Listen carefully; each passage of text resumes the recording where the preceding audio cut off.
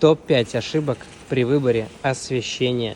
Не берите лампочки с разной температурой освещения. Это создает визуальный шум и дискомфорт. Лучше рассматривайте один единый свет. Не покупайте лампочки на глаз. Заранее просчитывайте, какое необходимо количество светильников, чтобы по итогу в вашем помещении было комфортно и достаточно освещения. Не используйте один сценарий освещения. Лучше всегда добавляйте дополнительный, вспомогательный, вечерний. Не спешите покупать дизайнерские люстры и лампочки. Возможно, стоит рассмотреть бюджетные варианты, например, в Limano Pro.